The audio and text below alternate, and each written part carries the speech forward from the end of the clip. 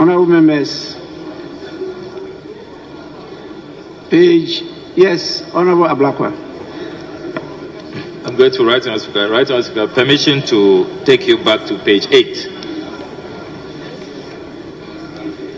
Item number 8, VI. My good uncle, Mr. Samu Kujato Senior, his designation has been presented here as only the representative of the chairman of the Council of State, but he is also a member of the Council of State. So that should be properly captured. Member of the Council of State and representative of the chairman of the Council of State. And yes, then, Mr. Speaker, item number... You are right, it will be noted, yes. I'm grateful, Mr. Speaker. And then, Mr. Speaker, item number VIII, Nana Kunedu Ajima Rawlings. We have here spouse of the former president, Mr. Jerry John Rawlings. Mr. Speaker, consistency is missing. For the earlier, if you, Mr. Speaker, respectfully pay regard to item number I and II, Mrs. Rebecca Akufo-Addo, we have spouse of His Excellency the President, Hajia Mrs. Samira Baumia, spouse of His Excellency the Vice President. So why is former President Rawlings described as Mr. and not His Excellency Jerry John Rawlings? So for consistency, if we are according them the respect they deserve, let's be consistent. It should be spouse of the former president, His Excellency Jerry John Rawlings, as we have done for the others. So respectfully submitted, Mr. Speaker. Table office, kindly take note.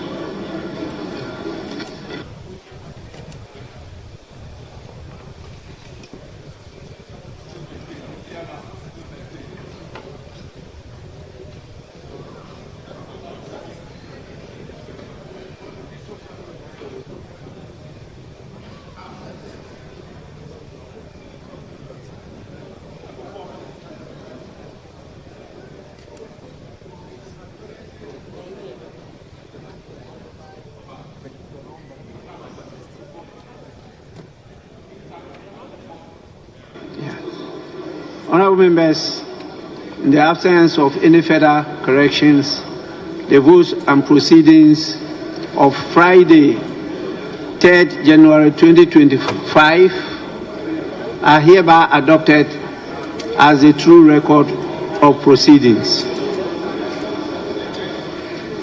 Honorable members,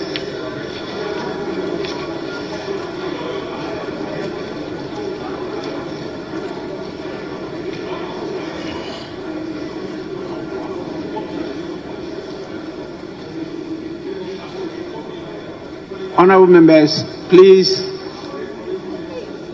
direct that the House should reconstitute itself into a closed sitting. The House should reconstitute itself into a closed sitting.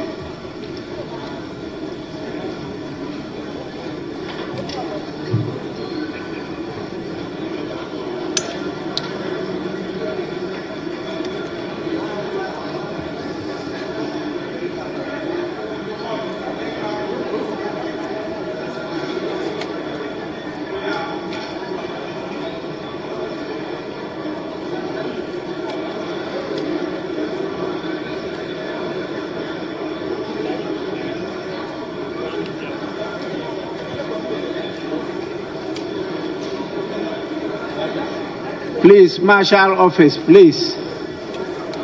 We don't have much time.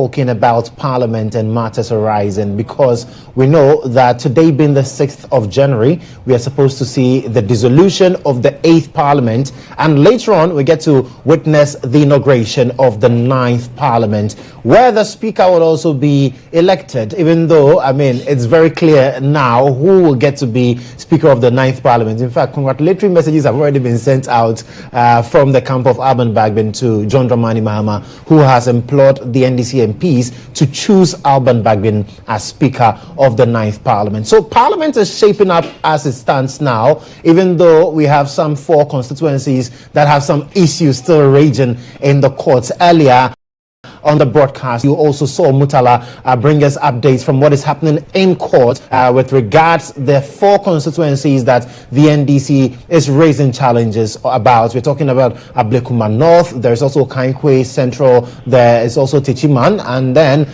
we are also dealing with Tema Central, where MPP candidates have been declared as winners, but the NDC says they have objections to that. So yes, while that is also cooking, Parliament is shaping up. Now, the 8th Parliament was a hung Parliament. We saw equal numbers on the side of the MPP and the NDC, and we saw how all of that panned out. Now, the 9th Parliament, predominantly an NDC Parliament, will take shape, and then tomorrow, God willing, we'll have the inauguration of John Dramani Mahama, his investiture as the President of the land. But we are talking about the dissolution of Parliament now, and Ibrahim Al-Hassan, he's our Parliamentary Affairs correspondent. He has been in Parliament, getting to know everything that is happening in the House. And as we speak here, Parliament is in session. There are preliminary works being done in Parliament. IB, welcome. Thank you. Clearly, I mean, today has been a very busy day, and it will continue to be busy for all of us. It will be. Into the night probably, as well. And then we pray that it's not as busy as last section was, and I'm talking about on the 6th of January 2021. Hopefully. And the MPs are engaged, equally express same hope that given how the coloring of the chamber will be for the 9th Parliament, they don't expect much acrimony relative to the activities that will have to precede the inauguration of the 9th Parliament. I think by and large, that will be the case. And of course, as we'll delve deeper into measures that have been rolled out, you'll come to the firm conclusion that the two sides are clear in their minds as to what they want done for the 9th Parliament. In terms of leadership, among other matters. Yes, so one thing is clear. Dr. Kesela Atoforsen will switch and become majority leader. Governor Kwame Aguja will switch and become majority chief whip. All the others will follow suit. All the other front benches of the minority will move to majority. It won't be permanent. But for the beginning of the 9th Parliament, that's exactly what you witness. So Atoforsen will just switch from minority leader to majority leader. All the other charges, other members of it will just move. And that's because the NDC has decided not to populate its front bench with new faces as of yet. Because the party believes that per the reorganization and rearrangement and the reviews that were done, that decision is better taken in direct collaboration with the members of the 9th Parliament. As we speak, there's no 9th Parliament. Exactly. And so if you say Joshua Kojo Mensah is the leader of the 9th EIB Parliament, which is not inaugurated as of yet, then who made that decision? And that's what some MPP MPs are raising on the floor and even outside as to why they think the party shot ahead of the runway in announcement of the leaders of the 9th Parliament. But then again, the party's constitution vests that power, that authority in the National Council. The argument could be made that the National Council could have waited for the 9th Parliament to be in session, and then that announcement can be made. Exactly. But I mean, we saw so much happen after the elections, for instance, and that's why we even had people in the NDC organizing press conferences and saying, you know what, MPP should maintain Alexander Apenyo-Markin as minority leader. And I'm sure all of that culminated in the National Council of the party now deciding to meet and then say, you know what, we're going to let this be. And so you can understand the circumstances surrounding that decision of the National Council. Perfectly. Like I mentioned, per the constitution of the NPP, that decision rests solely with the National Council. The National Council is populated with regional chairmen, national executives, and many people drawn from all walks of life within the party. Within the party structure. And once they met and then they actually elected per what we are told about the party's constitution, it was an election that took place relative to who should be minority leader, who should be deputy, in that order. Yes, of course, granted that OPK got a nod, but subsequently upon further scrutiny, he had to be replaced by Ahmed Shaib of Wejagbawi. Of course, the outgoing boss for CODA, that's the Coastal Development Authority. Yeah. Yes, so that's for the MPP. Now, the constitution of the NDC and the decision that the party has taken now flies directly from what the party did relative to the front bench shake-up that saw Haruna and Muntaka and a few others out. It was then, and you saw the acrimony. You saw the stiff opposition from within, where individuals like Dr. Kamran Nonko and many others, Edward Bawa and Co, went public to state that, no, we are a caucus. We are members of parliament, led by a group of people. You cannot decide to change our leaders without our input. And so the party drew some lessons from that episode, and has now come to the firm conclusion that before we tinker with the front bench, let the 9th Parliament be in session. Everybody who is at the front bench, fortunately for them, nobody lost at the polls. So they are all moving to the 9th Parliament as leaders, just leaders on the majority side. And as President Mahama makes his list of government appointees public or ministerial appointees public, you know who leaves and who doesn't. And in that vein, the party will then make announcement. But what we know and from what we gather, and that's what we do in Parliament, is that Mahama Yarega is in pole position, that's Member of Parliament for Boko Central, is in pole position to replace Dr. Kesel Atoforsen as majority leader after the inauguration of the 9th Parliament. Right. But of course, that is it for the leadership. Again, the party is looking at bringing somebody from the eastern region to the front bench. Right. And so we talk about those in the Krobo enclave. Ebenezer Tel Aviv and a few others, yes, will come to the front bench as well. Okay. And some others, because per what I've gathered, almost everybody at the front bench is going to the executive. Right.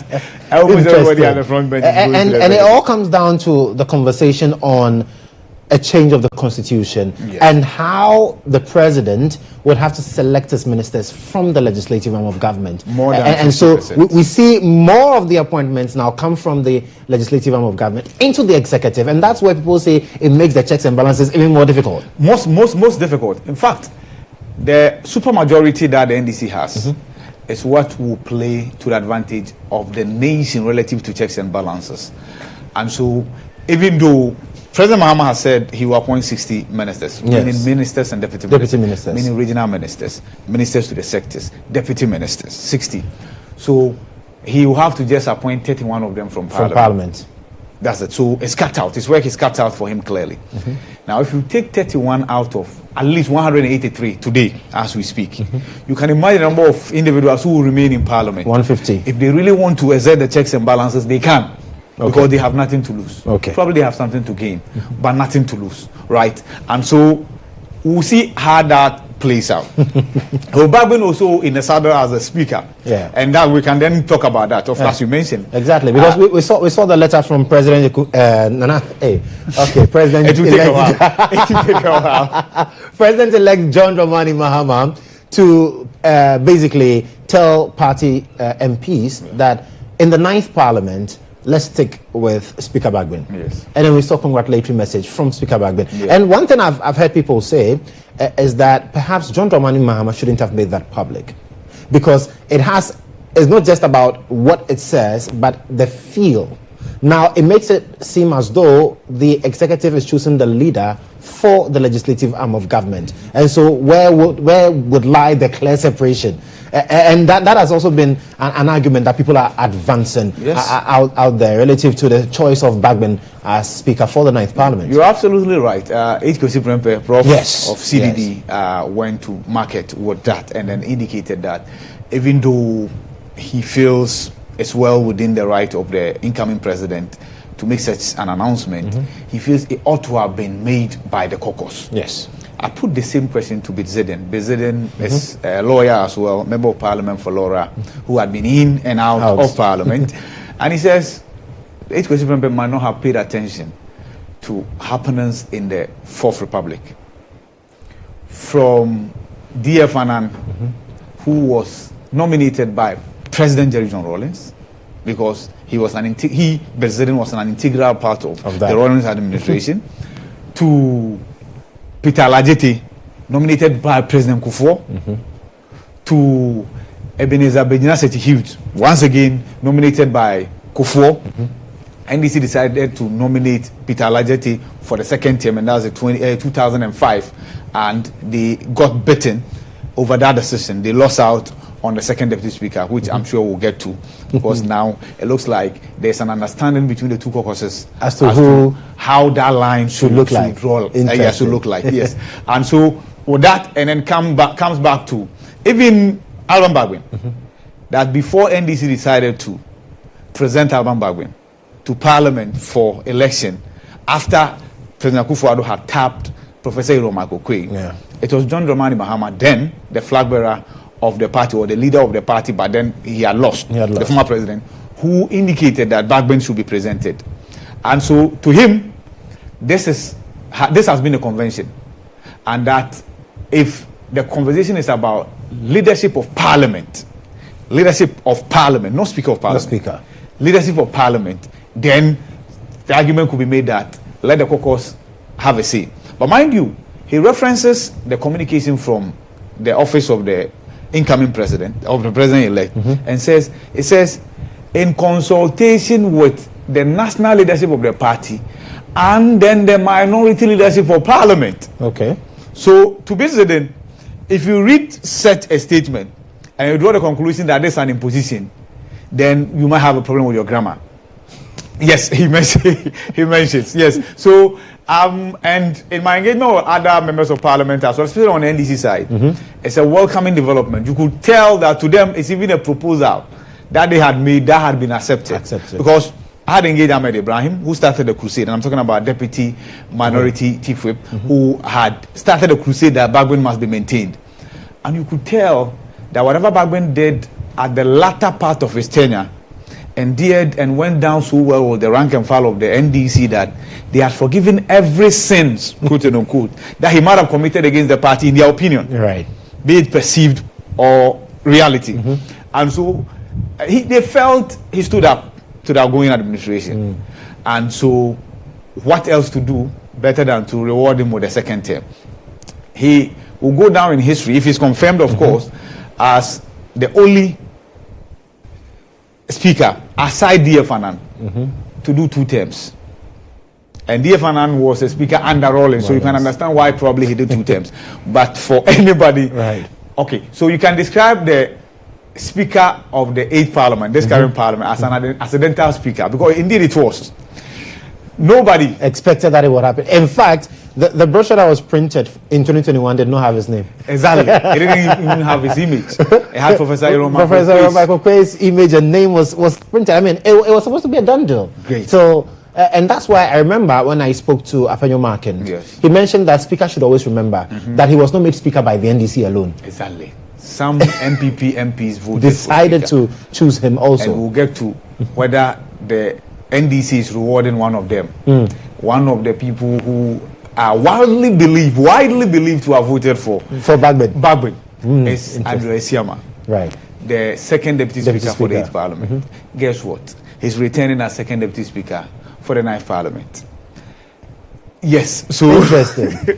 So the caucuses, I think, have had some agreement. Mind you, I understand out there the NDC members are pushing for the party to play back what happened in the year 2005. Okay. When Ken Rasa lost out to Malik Yakubu of the NPP, and that is because President Kufuor and his government, in their wisdom, decided to change the speaker for President Kufuor's second term because they felt strongly that the speaker that they put there had become neutral. And that's bad for business. Bad for business, of course. Right. And that speaker is former Akraka boy, Peter Alajite. Yeah. He was loved by the NDC. Of course. And that was because he was a man on principle.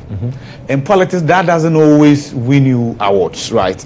And so when the Kufuor administration decided to change him or replace him, the NDC decided to renominate him.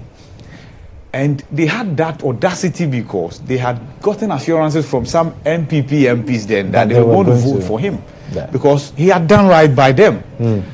And so they nominated him. Then there was what you can describe as a 5-whip system, right? It was not even a 3-whip system, like 5, right from the presidency, whipping every MPP MP in line. And they ended up voting for Ebenezer Bejina Sechi Hughes, right? And so Alajete lost. So when Alajete lost, there was a certain Freddie Osime Uble from the corridors of the CPP. Who had been made, of course, the MPP had decided to enter into a gentleman's agreement with CPP. So they were not filled-in candidates in Elembele. They were equally not filled-in candidates in KEA for Papa Kosindu. So therefore, the Elembele MP then, from the corridors of the CPP, became the first deputy speaker. And then NDC nominated Kenjurasa to be voted on to be the second deputy speaker. NPP decided to also nominate Malik Yakubu. They had the numbers. So Malik Yakubu won and became a second deputy speaker. So for the first time in the fourth Republican Democratic dispensation, the speakership did not go to the party with majority numbers of the minority side, right? Some NDC members, and I'm sure you've seen that on social media, saying that the same dose should be administered. They will be disappointed. It won't happen. It won't happen. It won't happen. Interesting. You know what? The good thing is that there is so much in stock today, and so we'll extend our coverage. We'll be here with you, and as and when Parliament is also set, we'll go back to Parliament and get you live feed from the dissolution of the 8th Parliament. Ibrahim Al-Hassan will go back to Parliament. We'll also be talking about the inauguration of the 9th Parliament. So later when we settle this evening, in fact, it's going to be action here and there. We're going to look at how Parliament is shaping out to be like, how it's turning green on 183 seats, how 4 seats are independent, and how the NPP is managing about 88 of seats in Parliament. And then we'll also look at how the various court cases will also translate into really what we see in the 9th Parliament. This is GHOne Television. I am Joshua Kojo Mensah. I've been here with Ibrahim Al-Hassan, who is head of the political desk and also parliamentary affairs correspondent. And this is your election hub right here on GHOne Television.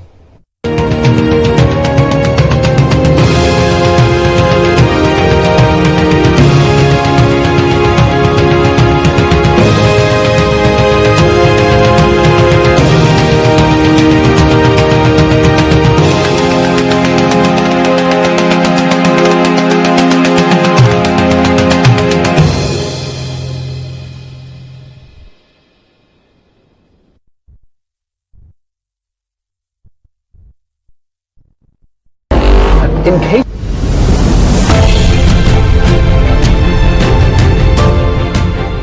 GHOne OV van has been one of the best vans I've used personally in this country. It runs a system where we are able to run on Dante to be able to do our broadcast mixed well also from this van. I've used this OB van for quite a number of big productions, i.e. 3 music awards, the late President Rollis' state funeral, Miss Africa Awards, and a number of them. My experience with the GHOne van has been the state of the art equipment they have. Personal experience, is you can use it for both indoor and outdoor, all events, conferencing, like anything you need a van to work for you, GHOne provides it. My experience with the van has been very good. Why? Because it has a number of facilities that I may not get in other vans. You know, the van has a very wide bench that can accommodate all my technical crew, ICC, switcher, graphics, CG and all of that. And then it also has a studio, a green room studio that comes with TriCaster. So if you want somebody to do commentary on a live event, you can put that presenter or host in that studio as well and get that running. To give an experience to our audience, we're also watching on TVs and online. Work with an Exo technology system, which makes your video mixing with Panasonic cameras, like a lot of other stuff in terms of content you need to get also for your live broadcasts.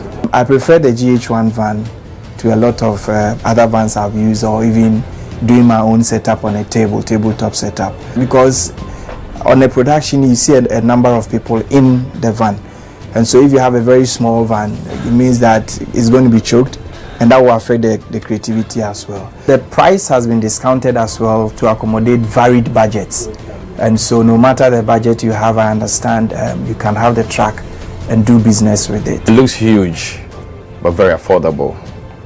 Cost is really affordable. My experience with it, EMI Awards last year, super excellent. Try it, call them, and I'm going to give you the best of price. Really affordable.